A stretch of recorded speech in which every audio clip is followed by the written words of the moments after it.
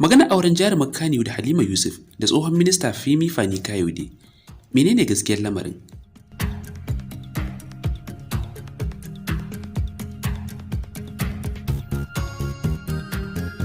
A wani labari da ya fara yawo na cewa jarumar Kannnywood za ta iya zama mace ta biyar da tsohon minista Femi fani kayode zai aura.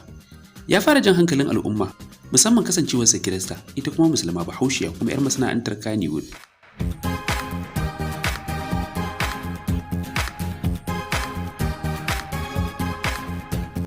Labarin da ya fara samo asali ne daga shafin Kemi Olunloyo, 'yar jaridar yanar gizo ta kudu, wacce mafi akasari takan kawo labarai ne masu kawo cece-kuce. Inda ta wallafa a shafinta na Twitter cewa akwai yiwuwar Halima ta kasance ɗaya daga cikin matan da ake sa ran tsohon ministan zai iya aura, bayan rabuwarsa da tsohuwar matar shekarar da ta gabata, bayan ya kama ta da namiji a gado.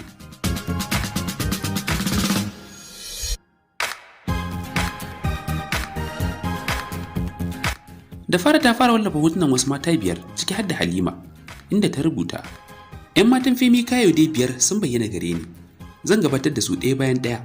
Wani makusancinsa ya ce yana shirin auren ɗaya daga cikin waɗannan matan biyar. An kuma tabbatar min da cewa kama matarsa Precious akan gado da namiji ne da ke jawo wannan abin.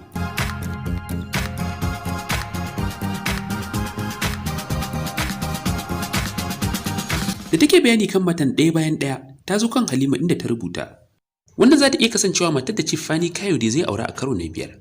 Sunanta Halima Yusuf, Bafulatana ce. An ce ta kasance tare da shi na tsawon shekara ɗaya kenan, tun bayan da ya kama matarsa Precious da namiji akan gado. Yanzu matarsa ta uku Regina ce za ta karɓe ta. Majiyata yana da matuƙar kusanci da Chief Fani Kayode. Wani hoton ya ƙara bulla na Halima da Chief Fani Kayode a cikin gidansa.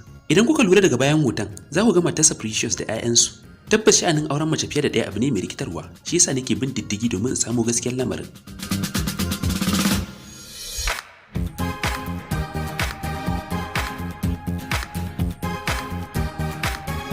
Ko da yake dai a duk zantukan babu tabbacin magana auren, sai dai tabbaci na sun yi soyayya.